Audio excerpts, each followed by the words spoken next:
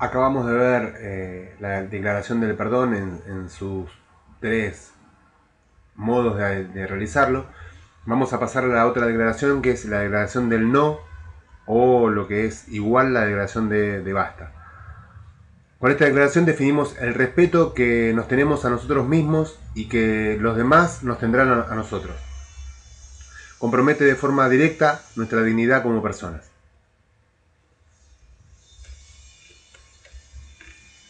Vamos a hacer un ejercicio que se trata de responder 4 preguntas, ¿sí? La primera pregunta es: ¿cómo usamos? ¿Cuán difícil se nos hace decir no? ¿Cuán difícil se te hace decir no? Esa es la primera pregunta. ¿Cuán difícil se te hace decir no? La segunda pregunta es: ¿sueles decir sí a cosas que no quieres? Repito, ¿sueles decir sí a cosas que no quieres? La tercera es: ¿vienes aceptando una situación que te hace daño o te resta posibilidades para sentirte bien? Repito, ¿vienes aceptando una situación que te hace daño o te resta posibilidades para sentirte bien? Y por último, ¿cuáles son las consecuencias de la falta de esta declaración en tu vida? ¿Cuáles son las consecuencias de la falta de esta declaración en tu vida?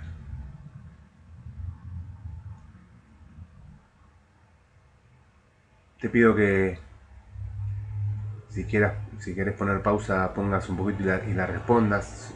Se trata de responder con lo primero que te venga a la mente, no hace falta analizar mucho. O sea, se trata de que lo que digas va a estar bien, ¿sí?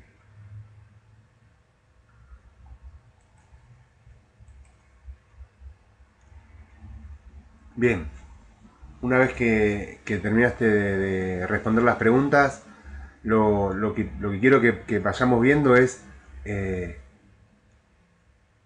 que esta declaración, que parece muy simple, porque digo, ¿quién no puede decir no? Son dos letras que cualquiera las puede pronunciar. El tema es qué pasa cuando este no aparece. O sea, cuando me es difícil decir no, cuando, cuando en realidad quiero decir no, pero digo sí, cuando acepto algo que no me hace sentir bien. Y bueno, ¿cuáles son las consecuencias de que no esté esta declaración presente en mi vida? Digo, y esto hace mucha diferencia el poder verlo con cosas concretas. Eh, y que también está la posibilidad de empezar a modificarlo. Pasamos a la otra declaración que vamos a ver, que se llama, es la declaración del sí, o lo que es lo mismo, es acepto. Es la declaración de la aceptación y juega un rol crucial en el terreno de las promesas. Al declarar sí o acepto, ponemos en juego el valor y el respeto de nuestra palabra. Bien, el sí parece que fuese más simple. Digo, bueno, si no decimos no, el sí es como que siempre está ahí. Sin embargo, también es una declaración muy importante en cuanto a qué es lo que genera. Digo, por ejemplo, en las promesas, como decíamos recién, si yo digo que sí y me estoy comprometiendo a algo, eh,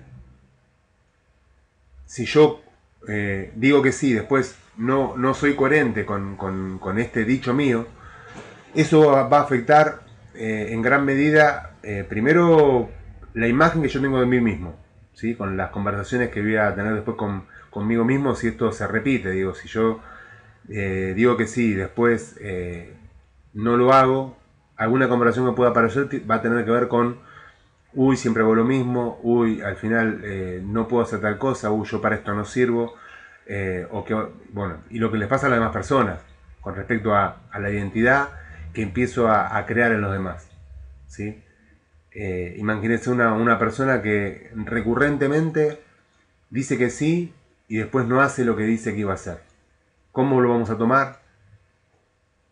¿Qué grado de seriedad le vamos a empezar a dar a las palabras de esta persona?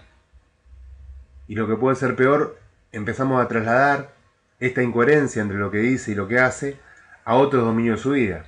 Entonces quizás la persona empezamos a perder la confianza en todo, en toda la persona, viéndola ya como una manera de ser, y quizás pueda tener que ver con esto o no, quizás tenga que ver con algo que le pase solamente en un dominio. Ahora vamos a tomarnos unos minutos para responder también estas preguntas. Vamos a trabajar sobre esta declaración sobre el sí, y las preguntas son tres. ¿Alguna vez dijiste sí y no actuaste de forma coherente con esta declaración? ¿Alguna vez dijiste sí y no actuaste de forma coherente con esta declaración?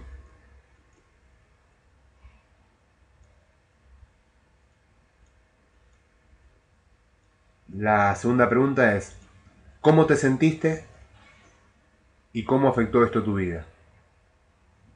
¿Cómo te sentiste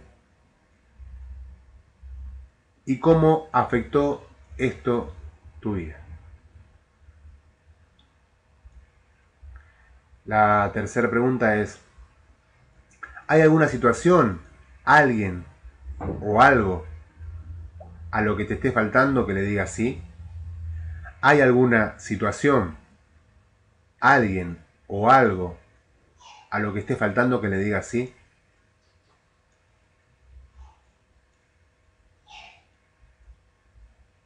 Nos tomamos unos minutos para responder estas preguntas y ya volvemos.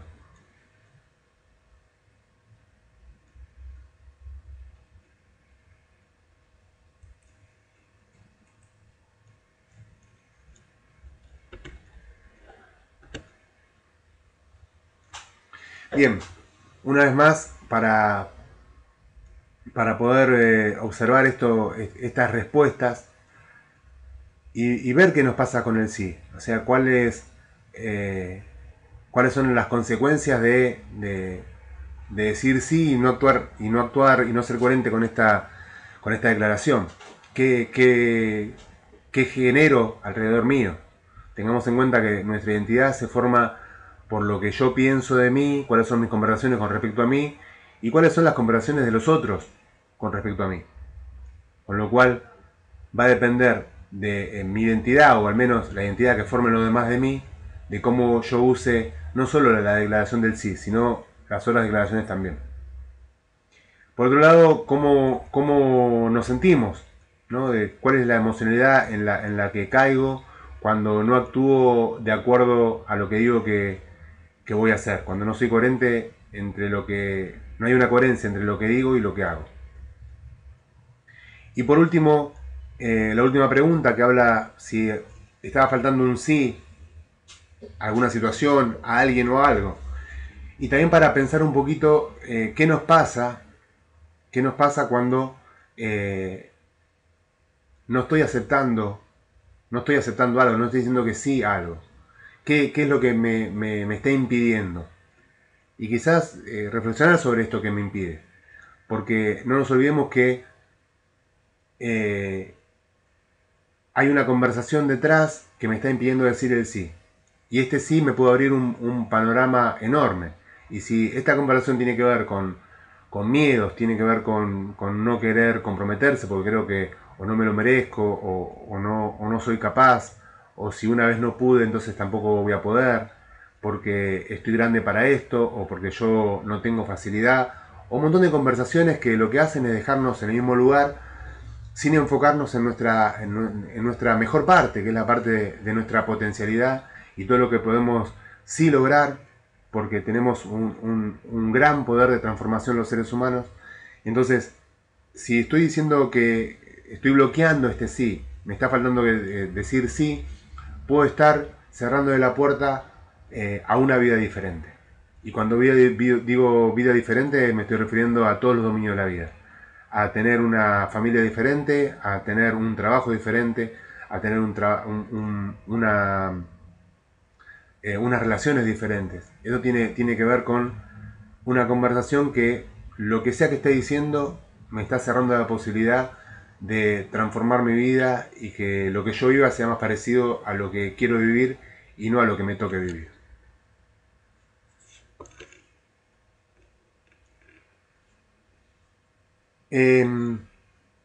Voy a leer una frase de Humberto Maturana que dice: el amor consiste en una conducta o clase de conductas a través de las cuales el otro aparece como un legítimo otro en coexistencia con uno mismo, con uno, en circunstancias que el otro puede ser uno mismo.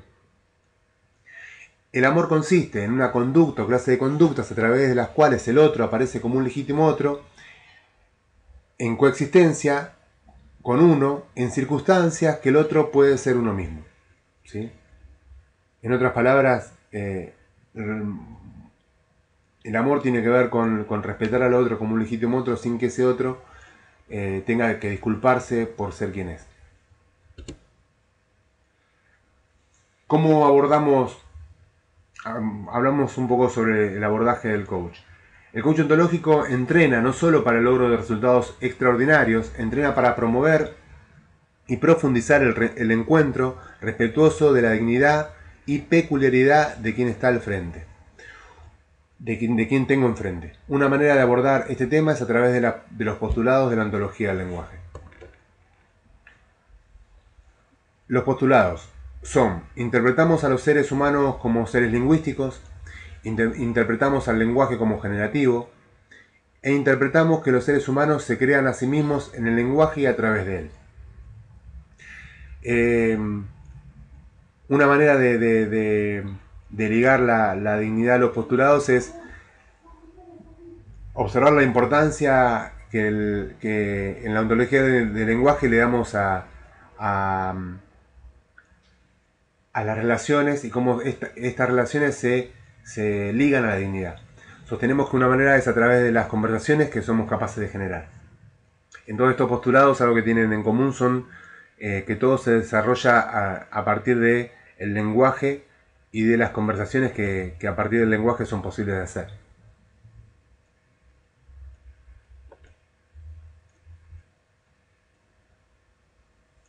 El filósofo Martin Buber, en parte de su obra, distingue tres ejes conversacionales. El coach ontológico, indagando en la manera de cómo conversamos en estos tres ejes, busca distinguir qué tipo de observador somos y qué aprendizajes nos permitirían otras conversaciones, otras relaciones y por lo tanto otras maneras de ser. Los tres ejes de que habla Buber son: por un lado, las conversaciones con otros seres humanos. Aceptar al otro como legítimo otro no solo dignifica a la otra persona, es un acto que ante todo me dignifica a mí. En la aceptación existe un trasfondo emocional que permite que ella ocurra. ¿Cómo hago para aceptar? Aceptando.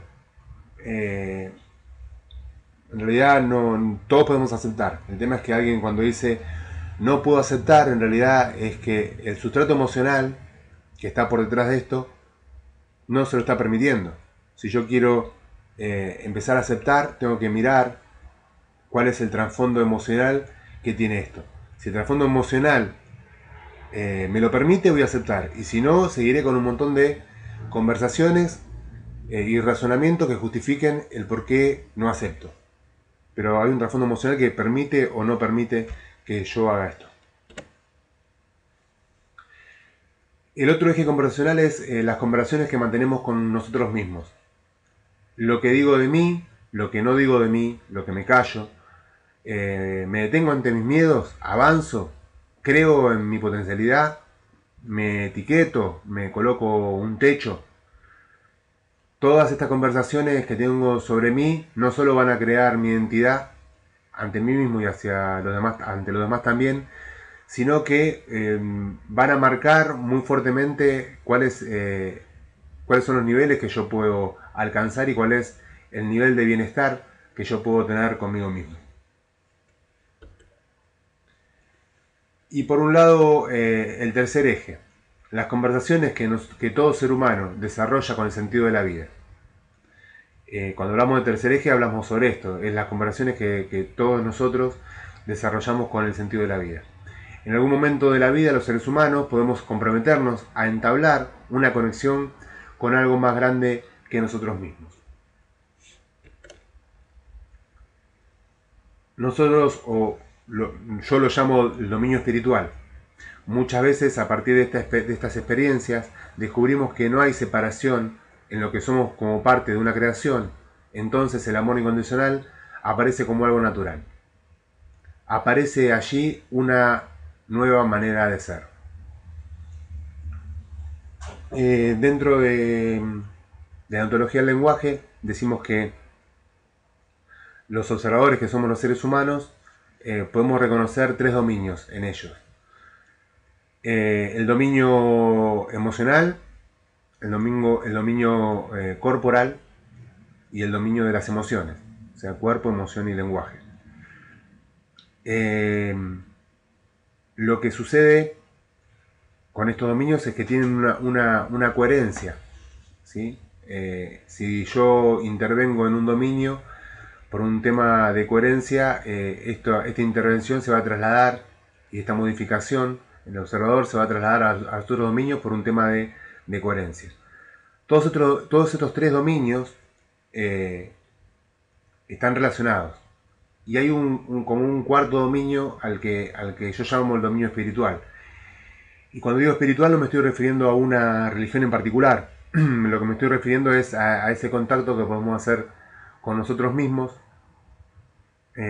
No quizás ese autoconocimiento que tiene que ver con ver de qué manera yo me cuento yo o le cuento a los demás que yo soy. Nosotros creemos que no somos de una manera, sino que estamos cambiando continuamente. Que los seres humanos tenemos ese poder de transformación. Que no somos de una manera dada, sino que estamos abiertos al aprendizaje y nos estamos construyendo todo el tiempo. No me estoy refiriendo a este discurso de cómo soy. Me estoy refiriendo a un conocimiento que va más allá de esto. A un conocimiento que tiene que ver con separarme de todas las conversaciones, separarme del ego y quedarme observando la nada, ni siquiera mis pensamientos, quedarme en silencio. Bueno, cuando esto es posible, cuando puedo lograr esto, empiezan a despertarse un montón de cosas que no tienen que ver con que yo le ponga un nombre. Son experiencias que son particulares porque después pertenecen a cada uno y quizás una misma experiencia, por ejemplo meditativa, 10 personas pueden tener 10 experiencias diferentes con la misma situación, con la misma experiencia. No se trata de ponerle un nombre, sino de que sí recalcar que es algo muy importante desarrollar o transitar este dominio. Personalmente creo que las personas que no se dan la oportunidad, por la razón que sea, de transitar este dominio, se están perdiendo de algo enorme. Y creo yo que si en algún lugar le falta completarse, creo que tiene que ver con transitar este dominio espiritual. Que cada uno lo podrá generar o podrá tomar el camino que quiera, pero en el fondo tiene que ver con esto. Con algunos ya estarán avanzados en alguna práctica de relajación, los que hacen yoga o los que están en contacto con la cultura oriental. Otros no importa, digo, algo que a veces aparece tiene que ver con que para ser espiritual hay que ser de determinada manera o cumplir con requisitos. No es así. Una experiencia de autoconocimiento la puede tener cualquier persona, en cualquier momento de su vida. Tiene que ver con la decisión de hacerlo. Y a partir de esto, sí, se abre un panorama inmenso, enorme, y lo que se puede descubrir es sumamente gratificante y poderoso. Sin transitar este dominio espiritual, la dignidad de la persona, creo yo, no está completa.